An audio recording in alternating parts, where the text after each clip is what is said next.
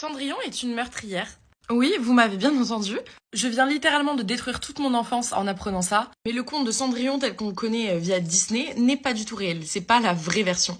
Déjà, l'histoire de Cendrillon a des origines beaucoup plus anciennes que ce qu'on pense, puisqu'il a été créé aux alentours de 850 en Chine.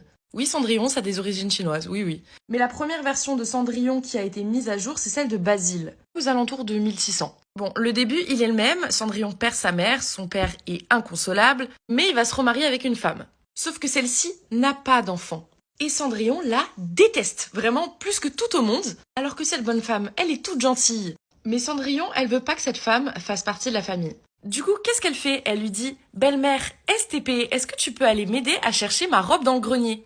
La belle-mère, elle lui dit pas de souci, elle l'accompagne dans le grenier, elle va chercher dans la malle avec toutes les robes qu'il y a. Et pendant que la belle-mère, elle se démène pour chercher la robe de Cendrillon avec la tête dans la malle, Cendrillon, qu'est-ce qu'elle fait? Elle lui ferme de toutes ses forces le couvercle de la malle sur la tête, ce qui fait que squeak, la belle-mère. Cendrillon, elle est trop fière de son coup. Sauf que son père, dans l'histoire, il est en mode « Mais qu'est-ce qui s'est passé ?» Elle lui dit que c'est un accident et ça passe. Sauf que plot twist, cette fois-là, son père va se remarier avec une femme qui a 2 filles, voilà. Et là, l'histoire qu'on connaît commence. Les sœurs sont affreuses avec Cendrillon, elle rencontre une espèce de magicienne qui la transforme, etc.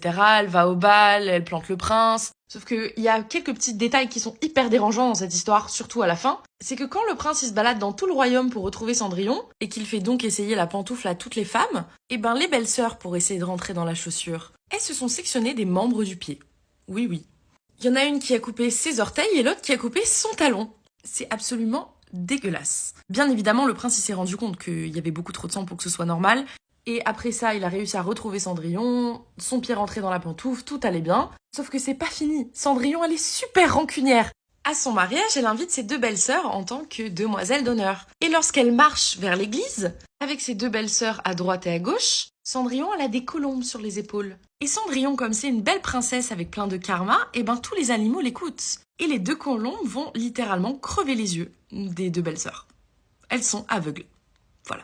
Mais si je puis me permettre, elle se finit quand même bien et elle finit par marier le prince et ils ont plein d'enfants et tout va bien. Bon, je suppose qu'il y a quand même certaines personnes qui connaissaient déjà cette histoire, mais ceux qui ne la connaissaient pas, dites-moi que vous êtes choqués s'il vous plaît. J'ai toujours du mal à m'en remettre depuis là.